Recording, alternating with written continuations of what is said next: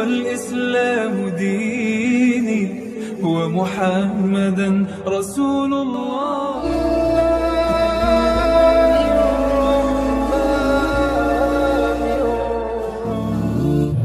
أعوذ بالله من الشيطان الرجيم. بسم الله الرحمن الرحيم.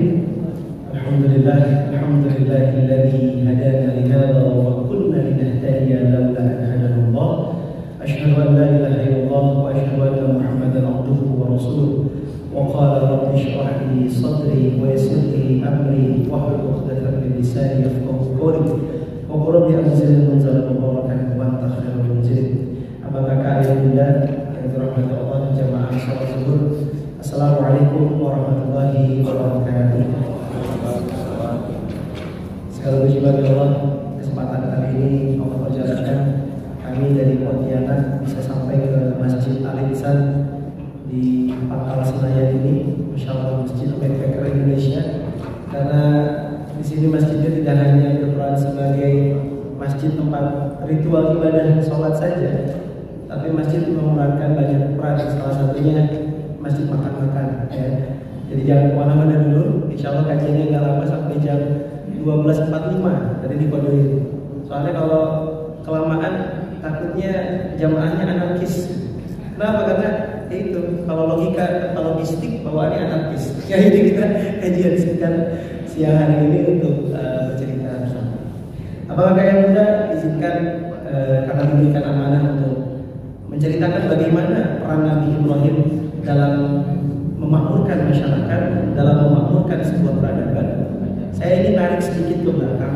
Ternyata seluruh nabi di dalam Al-Quran itu semuanya Allah jadikan ibrah.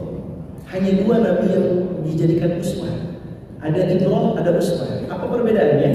Al-ibrah itu adalah sesuatu yang bisa kita ambil pelajarannya, tapi tidak usah kita tiru. Tapi kalau uswah itu harus kita ambil dan kita tiru step-stepnya. Dari sekian banyak kisah Nabi dan Rasul dalam Al-Quran, hampir semuanya ibrah. Nabi Musa, paling banyak cerita dalam Al-Quran itu Nabi Musa. Tapi sehebat apapun kisahnya, itu ibrah semuanya, pelajaran. Hanya dua nabi yang dijadikan uswah. Yang pertama adalah Nabi Ibrahim, yang kedua adalah Nabi Muhammad SAW. Apa ciri-ciri kekuatan uswah ini? Ciri-cirinya adalah peradaban yang ditinggalkan, ibadah yang dikerjakan sampai hari ini masih kita kerjakan. Kalau kita lihat bagaimana Nabi Ibrahim punya sejarah menanamkan sebuah peradaban dalam bentuk bangunan masjid. Masjid yang didirikan pondasinya, ditinggikan pondasinya oleh Nabi Ibrahim dan anaknya Ismail alaihissalam. Ketika itu didirikan Ka'bah, Masjidil Haram, dan sampai sekarang peradabannya masih ada di sana. Begitupun dengan Nabi kita Muhammad SAW. Hijrah dari Mekah ke Madinah, yang pertama dibangun bukan istana, yang pertama dibangun bukan rumah, yang pertama dibangun bukan toko, walaupun Nabi kita adalah pedagang, tapi yang pertama Rasulullah bangun adalah masjid. Dan sampai hari ini kita bisa mengunjungi Masjid Quba dan kita juga bisa mengunjungi Masjid Nabawi. Ini salah satu garis kenapa kedua Nabi ini uswah. Nah kalau kita lihat lagi, Nabi Ibrahim ini punya keistimewaan yang sangat luar biasa. Hanya Nabi Ibrahim yang kita baca namanya, kita sebutkan namanya dalam sholat kita. Allahumma sholli ala Sayyidina Muhammad kama shollaita ala Sayyidina Ibrahim. Spesial sekali. Kenapa? Karena Nabi Ibrahim ini adalah Nabi yang lengkap. Kalau misalkan ada zaman sekarang kita nih orang tua biasanya suka punya penyakit ngebanggain anak. Kumpul sama bapak-bapak, kumpul sama ibu-ibu. Berapa anaknya hafalannya? Alhamdulillah sudah 2 juz. Terus ada yang nyeletuk, anak kami 3 juz, kata dia gitu. Ada yang lagi bilang saling membanggakan anak. Kalau coba orang-orang lagi ngebanggain anak lewat Nabi Ibrahim, anak-anak gue nabi semua. Kenapa? Karena Nabi Ibrahim keturunannya semua nabi.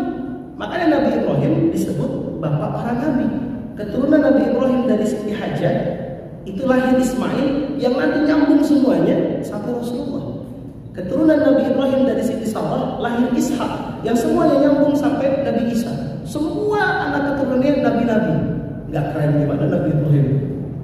Jadi hebatnya Nabi Ibrahim itu sampai segitu ini. Nah bahkan beberapa hal yang kita pelajari sebentar lagi ini masuk musim haji, sebentar lagi masuk musim kurban, dan dalam rentetan kita haji dan umroh itu semuanya adalah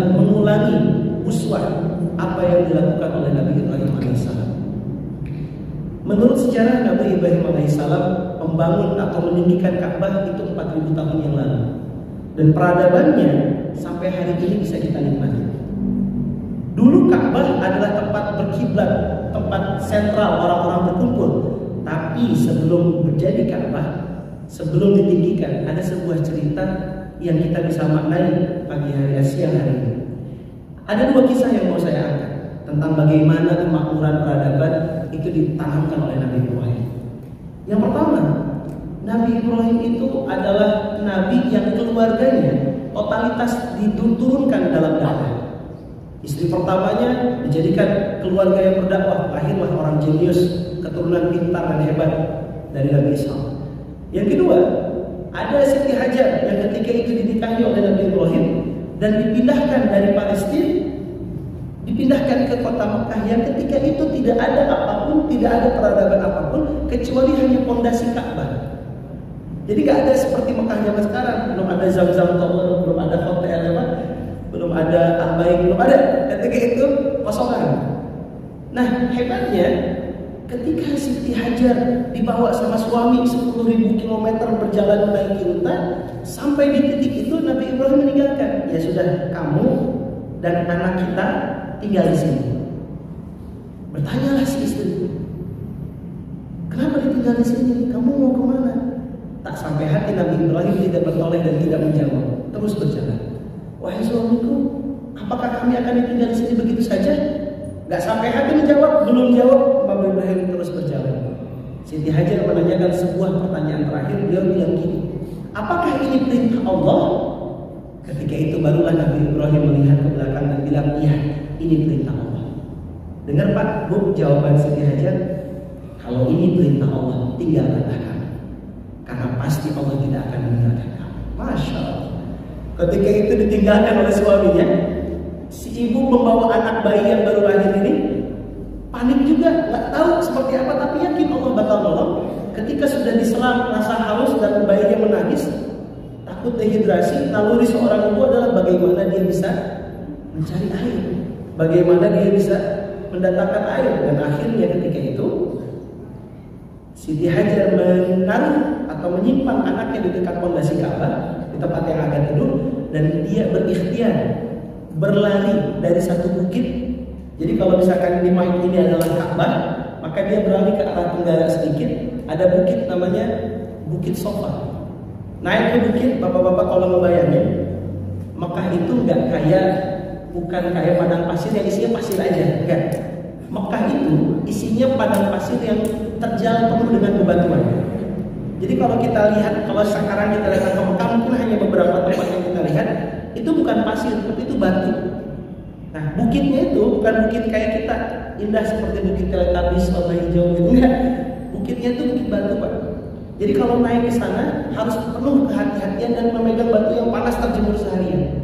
Siti Hajar ketika itu karena tidak punya lagi tempat minta tolong, hanya bergantung pada Allah, dia naik ke atas batu itu, ke atas bukit tadi, melihat ada airnya. Sekilas di Bukit Marwah, dia melihat kayaknya ada air di sana. Dia lari. Sampai Bukit Marwah, dia lihat gak ada lagi air. Dia balik lagi ke Bukit Sofa. Terus bolak-balik. Dalam sebuah riwayat dikatakan 7 kali, tapi di riwayat lain tak terhingga larinya. Sampai akhirnya ketika itu Siti Hajar sudah tidak sanggup berlari. Akhirnya dia punya khawatir bagaimana kondisi anak saya. Larilah Siti Hajar dari Bukit Marwah kembali ke tempat titik di mana dia menaruh Ismail. Dan seperti yang kita ketahui bersama, ketika dia melihat kondisi anaknya, ternyata tepat di bawah kaki anaknya Ismail, tanah yang tadinya kering mulai basah keluar air. Betapa kagetnya dia, dan langsung dia keruk tanahnya dengan tangan sambil berkata, Zam, Zam. Zam itu artinya terus keluar, terus keluar. Akhirnya sampai sekarang sumbernya bernama sumber Zam-Zam. Dari kisah ini ada satu hal yang perlu kita petik, bagaimana seorang ibu, seorang orang tua memberikan ikhtiar terbaiknya untuk kesehatan dan keselamatan sang anak. Dari proses ini juga kita bisa melihat bagaimana seseorang berproses dan bagaimana Allah menentukan hasil. Kalau zaman sekarang ada istilah kayak gini, quote-quote itu anak muda suka bilang, hasil tidak akan mengkhianati proses, gitu ya. Semakin kamu berusaha, semakin akan indah hasilnya. Mohon maaf kalau ceritanya Siti Hajar nggak kayak gitu.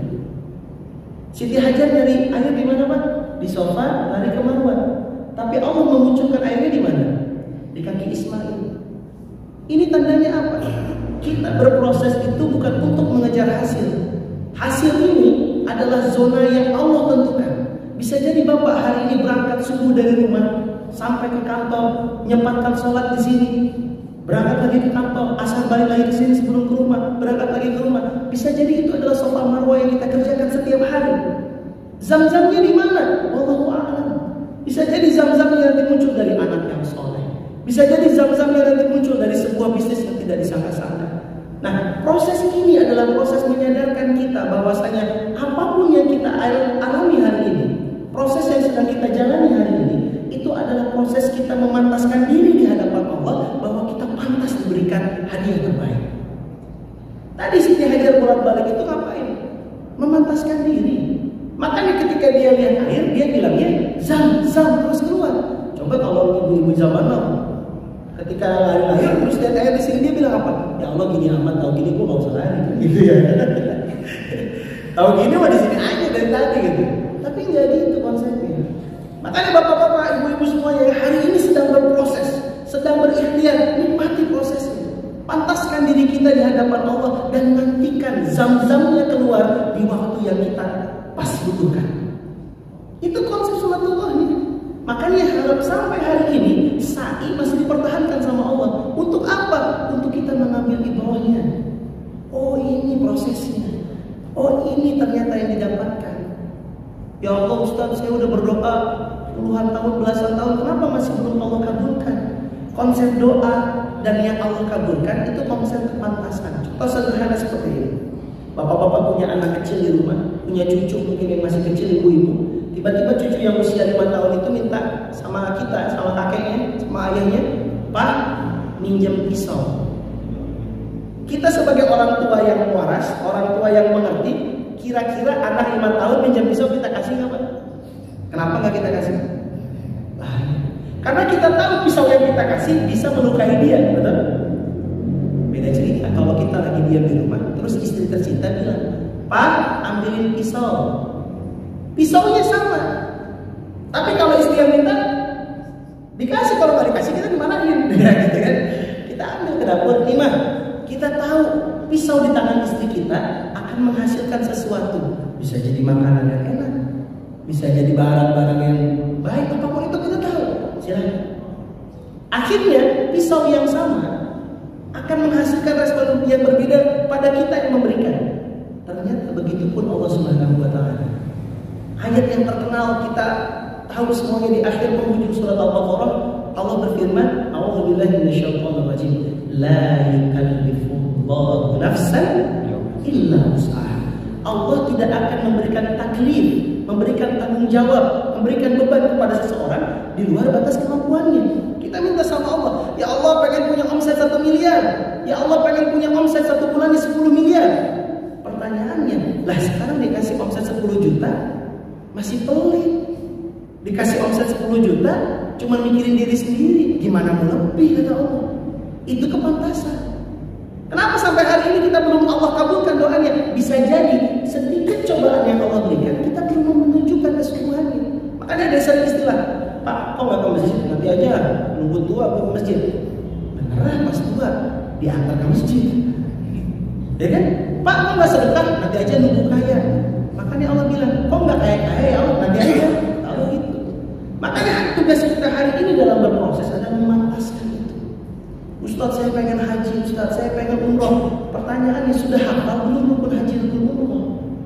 Pak Ustaz, saya pengen punya anak yang soleh. Pertanyaannya, kita sudah soleh belum buat orang tua kita? Pak Ustaz, saya pengen kaya raya. Apa tujuan kaya raya ini? Jangan sampai ketika kaya raya malah nggak sholat lagi, ketika kaya raya malah nggak ke masjid lagi. Ini yang Allah nggak mau dari kita. Itu tadi pelajaran Safa Marwahnya Siti Hajar berlari mencari air adalah pelajaran yang harus kita sadari. Ternyata hidup yang kita alami hari ini adalah bagaimana kita memantaskan diri di hadapan Allah bahwa kita memang pantas Allah. Makanya doanya gimana? Doanya jangan minta duit, Pak. Doanya jangan minta lunas, rugi. Guru saya mengajarkan doa yang sederhana. Doanya gini, ya Allah, berikanlah saya rezeki. Gak apa-apa banyak ya Allah, yang penting halal dan berkah. Kau minta sama Allah doanya gini, ya Allah minta doa sedikit pun gak apa-apa yang penting halal. Ya Allah kan maha kaya, kenapa minta sedikit? Betul gak Bu? Betul gak Pak? Kalau Allah maha kaya, yang kita minta apa? Yang banyak. Kenapa kita minta rezeki? Karena rezeki gak cuma uang, bisa emas, permata, minyak bumi, itu rezeki Pak. Gak cuma duit, kesehatan, itu rezeki. Yang kedua, kenapa kita minta banyak? Karena kita harus berbagi dengan banyak itu. Semakin Allah titipkan banyak rezeki, semakin banyak orang yang merasakan kebermanfaatan. Itu kuncinya. Terus kenapa kita minta rezeki yang halal? Karena dengan rezeki yang halal akan menambah ketaatan kita sama Allah. Dan yang terakhir, kenapa kita minta yang berkah? Karena dengan keberkahan hidup kita akan semakin baik ke depan. Itu kuncinya.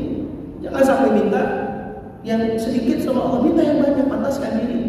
Mungkin abang-abang di sini yang lagi menantikan jodoh, doanya jangan ya Allah gak apa-apa jelek yang penting soleh. Oh ganti, minta sama Allah gimana? Ya Allah berikanlah saya jodoh, gak apa-apa cantik, yang penting soleha. Begitupun kakak-kakak di belakang. Ya Allah berikanlah saya suami, gak apa-apa ganteng, yang penting soleh. Itu kuncinya. Itu apa artinya? Itu artinya berprasangka baik sama Allah. Karena setan, iblis akan mengunci kita. Mereka akan berselebrasi, mereka akan merasa menang ketika kita hari ini punya prasangka buruk sama Allah, bahkan berputus asa. Oh kalau udah ada orang sakit misalnya, aduh percuma saya berobat, percuma saya selama ini sholat, Allah kasih sakit. Oh kalau udah ada kata-kata percuma, iblis itu bilang, yes berhasil. Tapi kalau orang lagi sekarang Allah uji dengan ujian keburukan, dia menikmati setiap ujiannya dengan respon yang baik, iblisnya bingung. Contohnya siapa? Nabi Ayub. Kaya raya, anaknya banyak, bisnisnya maju, Allah ambil satu-satu. Bisnisnya dihabiskan, anaknya dimatikan, istrinya dipergikan, badannya sehat disakitkan. Tapi apa Nabi Ayub pernah mengeluh? Tidak. Dia bilangnya apa? Sakit aku baru beberapa tahun, sedangkan nikmat yang ada padaku sudah puluhan tahun. Setan sampai bingung. Ini gimana lagi begini? Ternyata beneran hebat lagi gitu kan. Nah itu yang harus kita pelajari hari ini. Yang kedua, tadi kita memahami bagaimana proses. Yang kedua, kenapa Allah turunkan syariat bernama kurban? Bahkan dalam kisahnya, dalam Al-Quran, kurban ini adalah bagaimana Nabi Ibrahim ngobrol sama anaknya Ismail. Wahai anakku, saya melihat dalam mimpi, aku menyembelihmu, mengorbankanmu.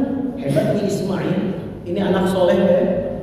Dari ayat ini kita ngerti bagaimana seorang anak bisa taat.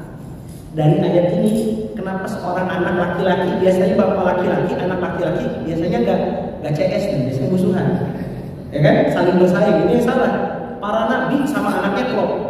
Di Quran Pak, bapak itu memegang peran penting dalam pendidikan karakter seorang anak. Itulah kenapa para nabi itu dekat sama bapaknya. Coba kita lihat, Nabi Daud itu menghasilkan anak dan nabi yang lebih keren namanya Sulaiman. Ya, Nabi Yakub punya anak banyak, tapi yang paling keren namanya Yusuf. Luqman itu ngobrol sama anaknya. Para nabi itu ngobrol langsung sama anak. Jadi kalau sekarang kita jadi bapak, nggak mau ngobrol sama anak, bisa jadi kita nggak ngikutin para nabi. Begitu Bapak Rasulullah. Rasulullah nggak punya anak laki-laki, tapi bagaimana Rasulullah membentuk Ali bin Abi Thalib? Itu bentuk rahasia bagaimana Rasulullah menjadikan kader yang sesungguhnya. Anak laki-laki Rasulullah seluruhnya meninggal dalam keadaan muda, tapi Ali yang dijadikan menantu itu jadi betul-betul. Nah, bagaimana Nabi Ibrahim ketika dapat wahyu menyembelih anaknya, nggak langsung anaknya, tong ikut tong sini tong, ngapain deh sini, nggak gitu, tapi dia ngobrol. Bapak lihat semalam kayak gini, gimana? Anaknya jawab, kalau itu perintah Allah Pak, lakuin aja. Saya mah ikhlas-ikhlas aja. Itu yang keren.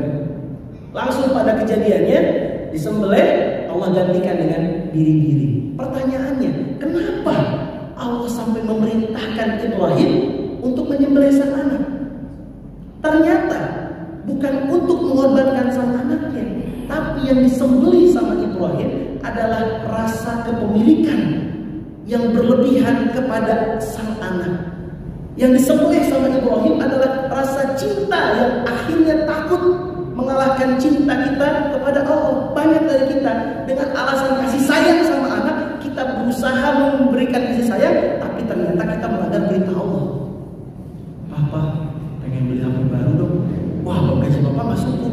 Bapak nggak keren. Akhirnya apa? Papanya tanda tangan sembarangan, bikin cap sembarangan. Kan itu apa? Dengan dalih kasih sayang, tapi bermaksiat kepada Allah. Itu tandanya apa? Kita lebih mencintai anak kita daripada mencintai Allah. Kenapa Nabi Ibrahim disuruh nyembelih anak? Bayangin Pak, anak yang ditunggu puluhan tahun. Nabi Ibrahim itu punya anak di usia 70 tahun. Ditinggalkan di tengah padang pasir.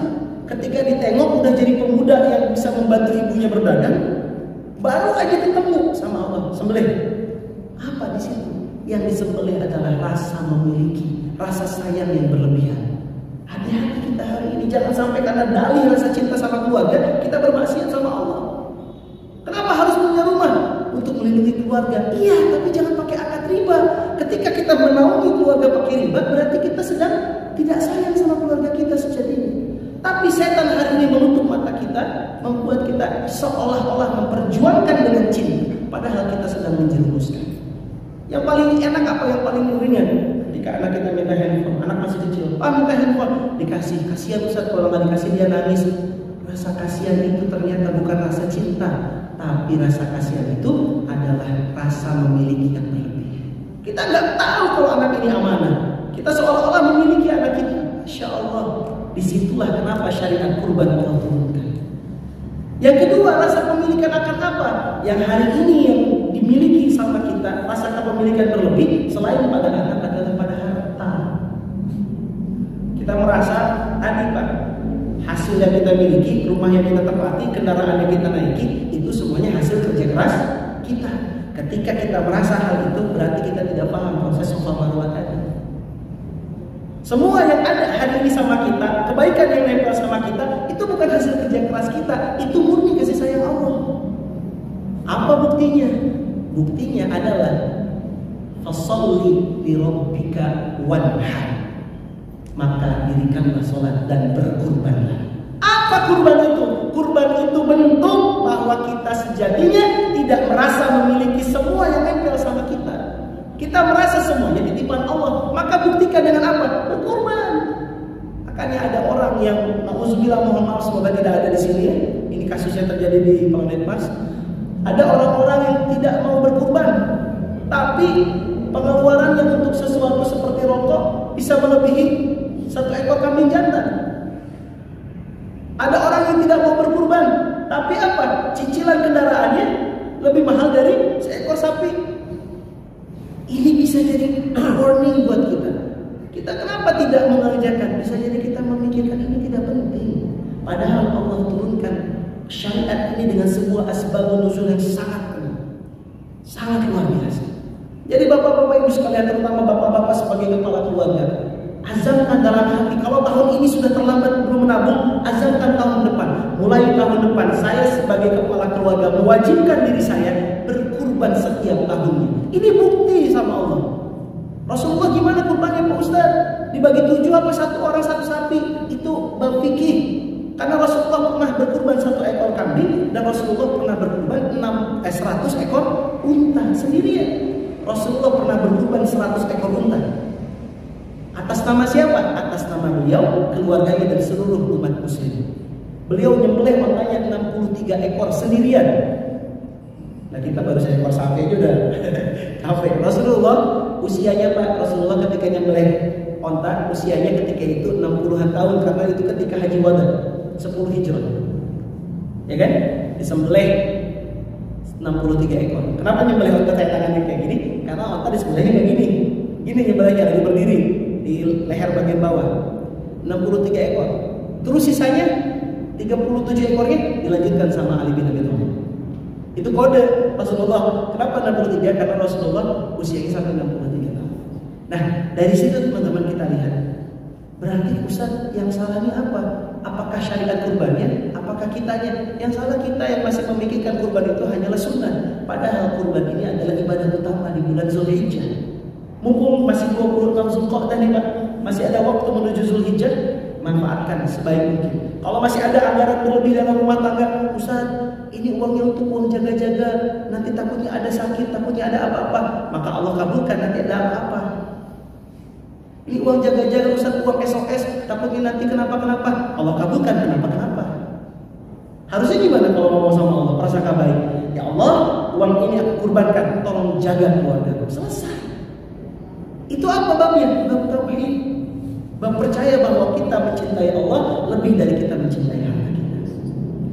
Nah, dua perspektif ini adalah perspektif yang kita ambil dari kejadian yang Nabi Ibrahim dan keluarganya lakukan. Semoga kajian singkat ini bisa membawa kenangan, bisa membawa kecintaan kita pada Islam dan lebih membuat kita senang dengan kajian-kajian yang lain. Barakallahu fikum, yang baik-baik datang dari Allah, yang salah dari saya pribadi. Mohon maaf sebesar-besarnya. Jazakumullah billahi taufiq wal hidayah. Assalamualaikum warahmatullahi wabarakatuh. Baik, terima kasih Ustaz. Mungkin dari para jamaah ada yang mau bertanya? Silakan. Ya Pak Juli dulu, atau Bapak ya. Sebutkan nama dan dari daerah mana. Cek. Bismillahirrahmanirrahim. Assalamualaikum warahmatullahi wabarakatuh. Waalaikumsalam. Pertama, terima kasih pada PKM yang telah memberi kesempatan saya untuk bertanya. Kedua, terima kasih juga Pak Ustadz yang telah memberikan tausiahnya pada siang hari ini yang begitu menarik bagi saya terutama. Ada beberapa catatan. Ada beberapa catatan. Tadi dikemukakan bahwasannya saya contohkan saya.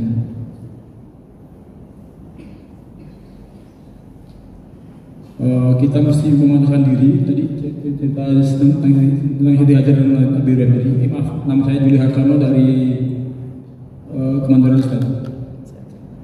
Tadi ceritanya tentang memantaskan diri kita untuk mendapat pertolongan Allah. Kemudian yang jadi pertanyaan adalah bagaimana ukuran atau tanda kepantasan itu jika kita bisa mendapat pertolongan dari Allah. Dan mungkin kalau misalkan kita sudah berusaha sekuat tenaga untuk memantaskan diri, tapi di ujung proses itu meninggal dunia, apakah ukurannya seperti apa itu? Dan tanda batasnya seperti apa? Terima kasih status. Assalamualaikum warahmatullahi wabarakatuh. Pertanyaan aja luar biasa. Sebenarnya ini jawaban di kajian berikutnya. Jadi teman-teman yang dirahmati Allah, kita berproses untuk memantaskan diri. Pertanyaannya, kapan kita pantas? Apa ciri-cirinya? Ciri-cirinya gampang. Ciri-cirinya itu terlihat dari bagaimana kita merespon sebuah kejadian. Allah berfirman di Quran surah Al-Anbiya ayat 35, A'udzubillahi minasyaitonir rajim, kullu nafsin dha'iqatul maut wa nabluukum bisyarri wal khairi fitnah. Semua dari kita pasti akan mati. Tapi kata Allah, sebelum mati kita akan menguji, memberikan ujian pada kalian dengan konsep ujian keburukan dan ujian kebaikan. Artinya apa? Segala sesuatu yang terjadi dalam hidup kita hari ini itu semua ujian. Bagaimana caranya orang ini lulus diuji atau tidak lulus diuji? Dilihat dari bagaimana dia merespon. Makanya kalau guru kami mengajarkan, manusia merespon ujian itu terbagi menjadi 4 golongan yang dibagi menjadi sebuah kuadran. Ada kuadran golongan kanan, ada golongan kiri. Jadi kanan atas, kanan bawah, kiri bawah. Siapa yang di kanan? Yang di kanan ini adalah orang-orang yang sukses ketika Allah berikan ujian. Yang di kiri adalah orang-orang yang gagal. Terus kalau ngomong kuadran atas itu adalah ujian kebaikan. Kita lihat benchmark dalam Al-Quran. Ada orang yang Allah berikan ujian kebaikan dan lulus di ujian tersebut. Siapa? Nabi Sulaiman alaihissalam. Allah berikan kejayaan, Allah berikan kekuasaan, Allah berikan kehebatan, kekayaan luar biasa. Tidak ada kerajaan melebihi kehebatan kerajaan beliau. Ketika beliau dipuji sama orang lain, ketika beliau mendapatkan kenikmatan, hebat Nabi Sulaiman. Apa jawabannya? Jawabannya di Quran surah An-Naml ayat 40, beliau menjawab, hada min fadli rabbi. Semua ini karunia Tuhanku, bukan hebatnya aku. Itu orang yang ketika diberikan kebaikan dia lulus. Ketika diberikan kebaikan, dia ingat Allah. Oh, Allah yang hebat. Tapi beda Pak, di Quran surah As-Sajdah ayat 78, 2878, di sebelah kiri ada orang yang dikasih ujian kebaikan tapi gagal. Siapa? Ada orang namanya Qarun. Allah berikan dia harta, Allah berikan dia kekuatan, Allah berikan dia kekuasaan. Bahkan konon dalam Al-Quran, kunci hartanya saja harus diangkat oleh beberapa orang. Saking hebatnya. Tapi ketika ditanya sama orang-orang, Qarun itu hebat banget. Dengar jawaban Qarun Pak, dia bilang, "Hadza min ilmin indi." Aku bisa kayak gini gara-gara aku pintar. Aku bisa kayak gini gara-gara aku berusaha. Aku bisa kayak gini semua hasil kerja kerasku. Dan apa yang terjadi? Semua yang dia anggap hasil kerja keras, Allah benamkan ke dalam tanah. Kuadran kanan atas Sulaiman, kuadran kiri atas Qarun. Itu respon. Terus bagaimana Ustaz ketika diberikan ujian keburukan? Oh, ada orang yang diberikan ujian keburukan dan lulus. Siapa benchmarknya? Benchmarknya dua nabi. Nabi pertama adalah Nabi Adam alaihissalam. Melanggar perintah Allah, dikirim dari surga, dibuang ke bumi. Apa yang harusnya kalau Adam ini ada di zaman kita, kalau kita jadi Nabi Adam, pasti kita ngomong gini, ya Allah kan dia yang nyuruh istri saya ya Allah. Kan istri saya yang pengen buah itu bukan saya kan gitu. Kalau kita gitu mungkin ya. Tapi Nabi Adam apa? Ketika bertemu dengan Siti Hawa, doanya pamungkas. Dibacanya apa? Rabbana dzalamna anfusana. Ketika keburukan mendatangi diri kita, kita nggak sibuk menyalahkan orang lain, tapi kita mengintrospeksi diri sendiri. Disitulah kita bisa tahu solusi akan hadir setelah introspeksi. Begitupun yang kedua, Nabi siapa? Nabi Yunus alaihissalam. Dia meninggalkan kaumnya yang bebal, dia meninggalkan kaumnya yang gak mau dengar, dia marah, dia ngambek, dia pergi. Allah bilang, ente kira kalau ente pergi aku gak marah? Kan gitu di Quran bahasanya. Maka Allah marah dan Allah celupkan ke dalam laut, dimakan, diperut ikan. Dengar bapak-bapak, Nabi Yunus alaihissalam ada dalam 3 lapis kegelapan. Tengah lautan, di malam hari, diperut ikan. Di tengah itu bisa saja Nabi Yunus bilang, ya Allah kan yang salah umat saya. Ya Allah kan yang bandel umat saya. Kok saya yang diginiin? Kan bisa gitu. Tapi Nabi Sulaiman tidak bilang, Nabi Yunus tidak bilang itu. Nabi Yunus bilang apa? La ilaha illa anta subhanaka inni kuntu minadh dhalimin. Ya Allah, tiada Tuhan selain Engkau. Engkau Maha Suci. Aku yang salah. Aku yang zalim ya Allah. Akhirnya apa yang terjadi? Dikeluarkan dari perut ikan, diberikan kemuliaan, diberikan 10.000 pengikut. Apa tandanya? Tandanya ketika kita diberikan ujian keburukan sama Allah, responnya nggak menunjuk muka orang, responnya dia menunjuk muka sendiri. Orang yang gagal dalam respon atau ujian keburukan, tandanya apa? Tandanya mereka di kuadran kiri. Siapa? Mereka lah ahli neraka di Quran surah Furqan ayat 70. Orang-orang di ahli neraka, orang-orang yang sudah di neraka, jelas-jelas gagal hidupnya, jelas-jelas dia dalam keburukan. Apa yang mereka kerjakan di neraka nanti? Mereka akan bilang, ya Allah, aku nyesal pernah berteman sama dia. Gara-gara dialah aku masuk neraka. Tuh Pak. Orang-orang yang gagal di ujian keburukan, dia akan bilang SOSKS. Semua orang salah kecuali saya. Oh. Dia akan bilang, kaulah bulan, kaulah bintang. Gara-gara kaulah aku berhutang. Berarti ketika orang diberikan respon, punya anak bermasalah, suami nyalakan istri, istri nyalakan suami, dua-duanya gak ketemu. Kapan kita tahu kita pantas? Ketika kita bisa merespon apapun yang Allah berikan dengan respon kebaikan, jadi golongan kanan. Ketika baik, ingat kebaikannya dari Allah. Ketika buruk, muhasabah apa yang sudah saya lakukan, apa yang sudah saya lakukan. Disitulah kita bisa menentukan diri kita pantas di hadapan. Gitu Pak ya. Barakallahu fikum.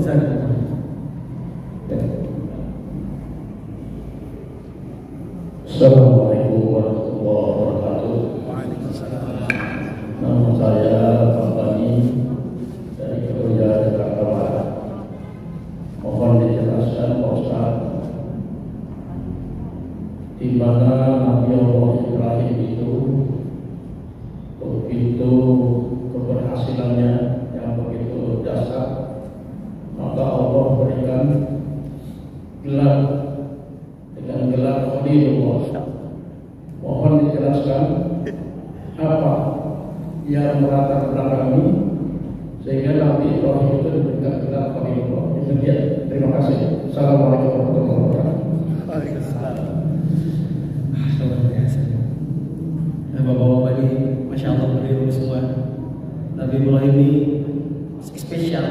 selain dia bapak para nabi, beliau punya gelar Khalilullah, kekasihnya Allah. Kenapa diberikan gelar Khalilullah?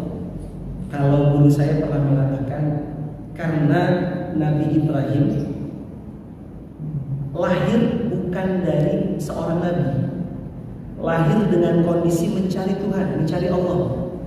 Bapaknya Nabi Ibrahim membuat berhala sampai ia meninggal. Jadi kondisinya itu kondisi yang sangat tidak ideal. Nabi Ibrahim ini adalah nabi yang betul-betul dari awal mencari siapa Tuhannya. Oh, matahari Tuhanku, kok malam hilang? Oh, Tuhanku bulan, Tuhanku bintang, semua dia cari. Sampai akhirnya ia menemukan, oh ternyata Tuhannya adalah Allah. Bahkan dalam keraguan-keraguannya, Nabi Ibrahim karena mencari, beliau pernah minta sama Allah, ya Allah, benarkah engkau menghidupkan yang mati dan mematikan yang hidup? Allah bilang, kamu tidak percaya? Percaya, tapi biar aku tenang hatinya. Karena dari awal beliau mencari. Makanya Allah bilang, ya, ambil seekor burung, belah jadi 4 burungnya, taruh di setiap pojok gunung dan tunggu. Nanti burungnya akan aku satukan kembali dan datang kepadamu. Itu bukti yang Allah berikan. Kenapa Nabi Ibrahim sangat Allah cintai? Karena dari awal prosesnya beliau mencari. Beliau yang kejar di mana Tuhan saya. Dan ketika dipertemukan, Allah memberikan ujian bertubi-tubi yang sangat luar biasa. Nah, disitulah beliau mendapatkan Khalilullah. Nah, detailnya para ulama membacakan atau memberikan kenapa Khalilullah itu dengan berbagai macam versi. Tapi kalau kami yang diajarkan oleh guru adalah bagaimana proses Nabi Ibrahim tidak pernah putus asa untuk mencari siapa Tuhan. Bagaimana Nabi Ibrahim untuk terus mencari dan mencari, merawan keraguannya. Maka ketika bagaimana kecerdasan Nabi Ibrahim melawan Raja Namrud, ya kan? Dari proses muda itu sudah diceritakan sampai nanti akhirnya di usia tua punya anak-anak yang luar biasa. Nah, di situ tingkat kesabaran Nabi Ibrahim mencari Tuhan, disitulah kenapa beliau disebut Khalilullah. Mungkin itu riwayat dan ini yang bisa kami jelaskan. Baik. Dari ibunya ada jemaah ibunya. Silakan mudah-mudahan. Kalau ada ibu, nggak bisa dikomplain ya kalau ibunya kesempatan. Bu, gimana Bu? Nggak ada ya. Oh ya, tapi alhamdulillah ya.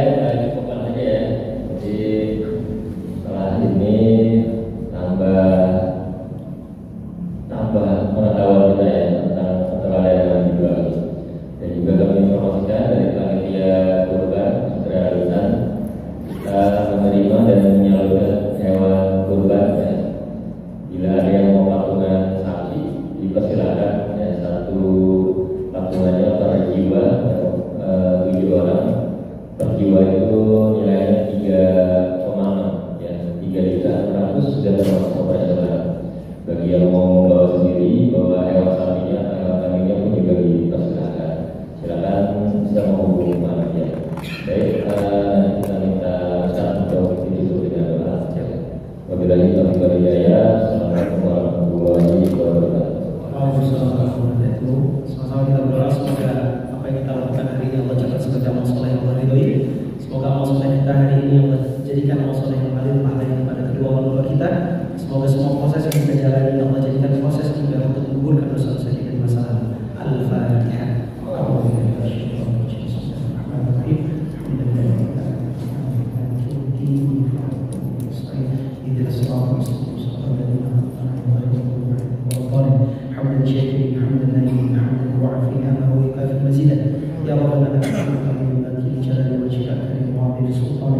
اللهم صل على سيدنا محمد وعلى اله وصحبه وسلم. ربنا ظلمنا انفسنا وان لم تغفر لنا وترحمنا لنكونن من الخاسرين. اللهم لا اله الا انت سبحانك انا كنا من الظالمين. اللهم لا اله الا انت سبحانك انا كنا من الظالمين. ربنا هب لنا من ازواجنا وذريتنا قرة اعين واجعلنا للمتقين اماما. ربنا هب لنا من الصالحين. رب اجعلنا مقيم الصلاه ومن ذريتنا. ربنا تقبل دعاء. Ya Allah, ya Tuhan kami, perbaikilah diri kami dan jadikanlah kami orang-orang yang senantiasa memperbaiki diri. Ya Allah, ya Tuhan kami, datangkanlah kami pasangan yang baik dan perbaikilah pasangan kami hari ini. Ya Allah, ya Tuhan kami, berikanlah kami anak keturunan yang baik-baik dan perbaikilah anak keturunan kami hari ini. Ya Allah, ya Tuhan kami, datangkanlah kepada kami saudara, teman, kolega yang baik dan perbaikilah mereka yang menjadi teman, saudara, sahabat kami hari ini. Ya Allah, ya Tuhan kami, kami, datangkanlah kepada kami pintu rezeki yang baik dan perbaikilah pintu rezeki kami hari ini. Rabbana atina fid dunya hasanah wa fil akhirati hasanah wa qina adzabannar. Rabbana anzilna munzalan mubarakan wa anta khairul munzilin. Subhana rabbika rabbil izzati amma yasifun wa salamun alal mursalin walhamdulillahi rabbil alamin.